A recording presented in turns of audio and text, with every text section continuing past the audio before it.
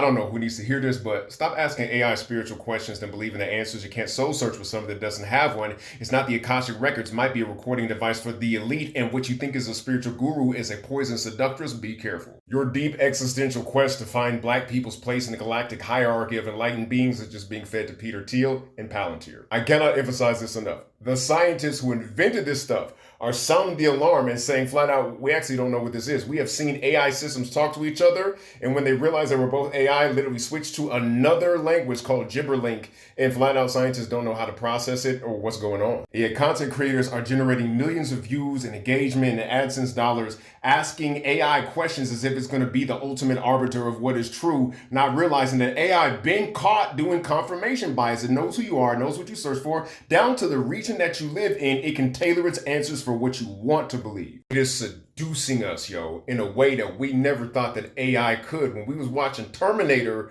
we thought that AI apocalypse was going to come looking like a robotic skeleton and crushing skulls. We thought the AI apocalypse was going to come looking like the Matrix with them squids and everybody stuck in them pods with our energy getting sucked out. We never thought that the AI apocalypse was going to come giving us smooth R&B remixes of classic songs. We never thought the apocalypse was going to come dressed as realistic conversations between Muhammad Ali and Bruce Lee about the existential nature of life, and it really be engaging and it sounded like them. Never thought that it would come as Tupac talking to Dr. Martin Luther King about the state of black folks and what we need to do. We never thought it was going to look like that. And now AI is literally rewriting black history. I just did a report with the African Diaspora News Channel about sites on YouTube being caught faking narratives of slaves that never existed. We got the fact that AI can now read real accounts from the 1800s and map ones that sound hyper realistic down to places, dates, and times. They're taking images from the 1800s and literally making them look like they are real, but they are not. Half of this blacks or indigenous stuff is functionally AI slop.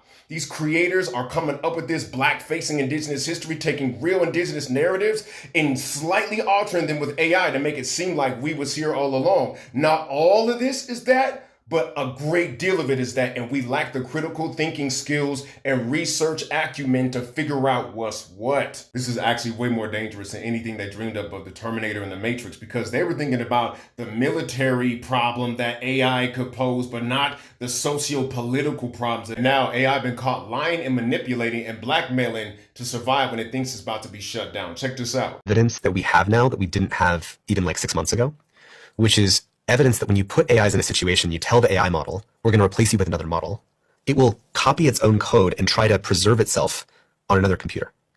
It'll take that action autonomously.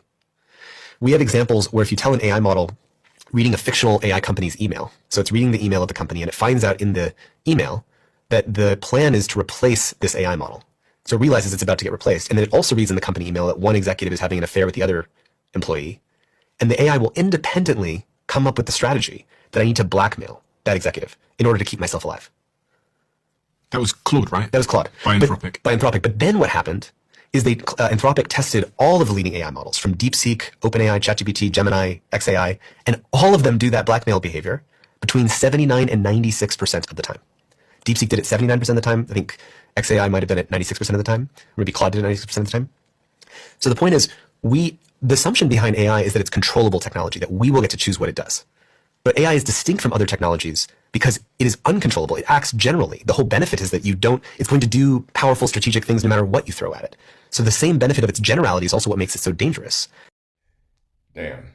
So what do we do, right? Because AI ain't going nowhere. But the first thing we need to do is have some strong legislation and regulation about what these sites like Sora can and cannot produce, right? We had these lawsuits coming from Dr. King's family, like, don't be using Dr. King's image like that. We need to actually put some strong checks and balances on the actual tool. And then we need to put some checks and balances on ourselves. Because look, I'm about to be using AI, right? And it's one thing to use AI as a tool to execute a vision that I have. It's another thing to outsource my vision to AI itself and then make it look like I executed it. That's making me replaceable. It's literally volunteering it for me to take me over and be obsolete. And I don't play that. I'm real John Connor about this right now, if y'all can't tell. So check yourself with this tool.